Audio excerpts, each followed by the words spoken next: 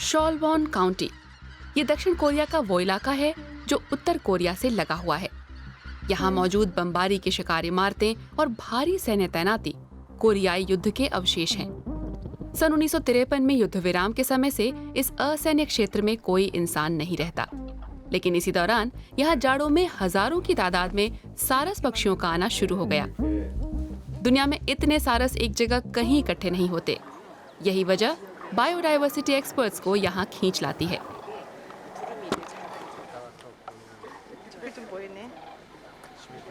दक्षिण कोरिया में शॉलवॉन की ख्याति उसके स्वादिष्ट ऑर्गेनिक चावल के कारण है।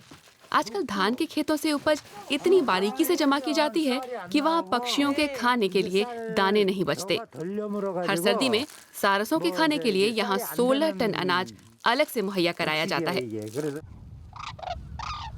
खाने के अलावा यहाँ की शांति भी सारसों को अपनी ओर खींचती है। यहाँ आने वाले गिने चुने लोगों को पहले एक सिविलियन कंट्रोल लाइन पार करनी होती है। ये 5 से 20 किलोमीटर चौड़ा अतिरिक्त बफर जोन है। यहाँ कुछ बुजुर्ग रिटायर्ड लोग रहते हैं जो सारसों की देखभाल में मदद करते हैं। नेशनल नेचर ट्रस्ट इनको सहयोग देता है, लेकिन अब कुछ ऐसा हुआ है जिससे यहाँ आने वाले सारसों को खतरा है। सारसों का निवास सिकुड़ता जा रहा है और यहाँ की धरती का इस्तेमाल बढ़ता जा रहा है। स्थानीय किसान अपने खेतों में लिक्विड फर्टिलाइजर का छिड़काव करते हैं और भारी मशीनों का इस्तेमाल करते हैं। इससे भी सारसों के रहने की जगह और उनके खाने के स्रोतों को नुकसान पहुँचा है। फसल की कटाई के बाद सारसों के लिए इस तरह खरपतवार को खेत में छोड़ देना चाहिए, लेकिन पास के खेत से उसे भी इकट्ठा कर लिया गया है और जानवरों को चारे के तौर पर खिलाया जाएगा। उपज में से कुछ भी खेतों में बच नहीं रहा, जैसा पहले पारंपरिक खेती के दिनों में होता था। सारसों को देखकर अंदाजा लगाया जा सकता है कि इलाके में जैव विविधता कितनी समृद्ध है। नेचर रिजर्व ना होते हुए भी यहाँ तमाम किस्में फल फूल रही हैं। संयुक्त राष्ट्र के साथ काम करने वाली मारियन शुकर इसी के लिए यहाँ आती हैं।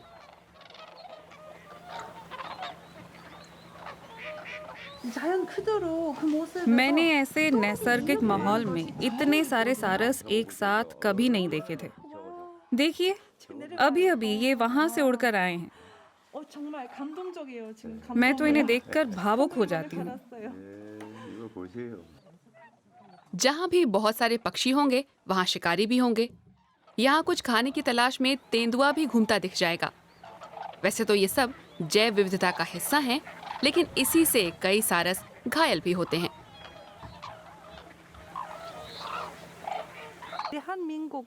दक्षिण कोरिया में सारसों की इस आखिरी शरणस्थली के तौर पर इन्हें बचाना हमारे लिए बहुत अहम है।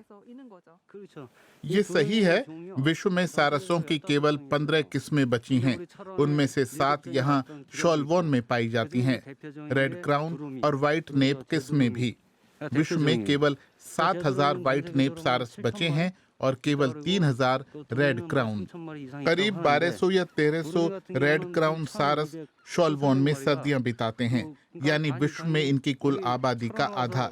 अगर जाड़ों का ये ठिकाना गायब हो जाए तो उनके पास जाने के लिए कोई जगह नहीं बचेगी। पास के शहर में भी हर जगह सारसों की तस्वीरें नजर आती हैं। एक ओर इस इलाके में उद्योग धंधे खड़े करने की योजना बन रही है, दूसरी ओर मारियन जैसे कार्यकर्ता शहर के मेयर से मिलकर पता कर रहे हैं कि इसका सारसों पर कैसा असर होगा।